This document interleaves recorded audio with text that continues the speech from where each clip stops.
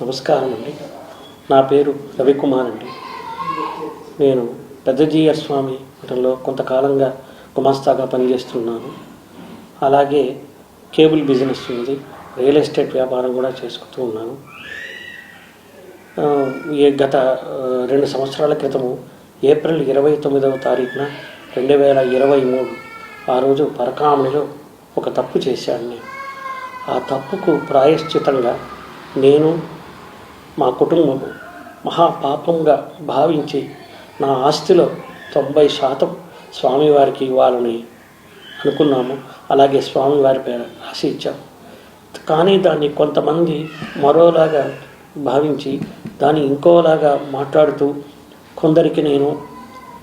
కొందరి ఒత్తిళ్లతో నేను చేశానని, కొందరికి ఏవో నేను డబ్బులు ఇచ్చానని, ఆస్తి రూపంగా ఇచ్చానని ఏవేవో మాట్లాడుతున్నారు.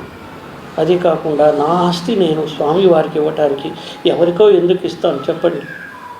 అది కాకుండా నన్ను కొంతమంది బ్లాక్మెయిల్ కూడా చేశారండి. ఆ బ్లాక్మెయిల్ చేశారు. వారి మీద కూడా కొంతమంది మీద కేసులు కూడా పెట్టడం జరిగిందండి. నా బాడీలో, నా అవయవంలో నేను కొన్ని శస్త్రచికిత్సలు చేసుకున్నానని ప్రైవేట్ పార్ట్లో దాని గురించి చాలా అసభ్యకరంగా మాట్లాడారు. ఇది గత 2.5 సంవత్సరాలుగా 3 సంవత్సరాలుగా నేను, నా కుటుంబ సభ్యులు, నా భార్య పిల్లలు మనోవేదన చెందుతూనే ఉన్నాం. ఈ రోజు వరకు కూడా మేము ఆ బాధ నుంచి కోలుకోలేకుండా ఉన్నాము. వాటి గురించి డిబేట్ పెట్టడం, మా గురించి అసభ్యంగా మాట్లాడడము మేము తీసుకోలేకపోతున్నామండి. దీన్ని పై న్యాయస్థానం వారు నాకు ఎటువంటి వైద్య పరీక్షలు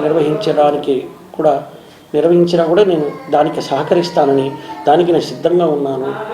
ఆ యొక్క వైద్య పరీక్షలు లేవని నేను నిరూపించుకుంటాను. ఎందుకంటే అవన్నీ అవాస్తవాలు. వీరు చెప్పేవన్నీ ఏది కూడా వాస్తవాలు కాదు.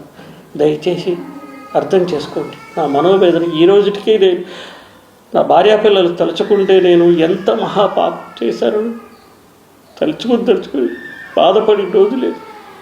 దయచేసి ప్లీజ్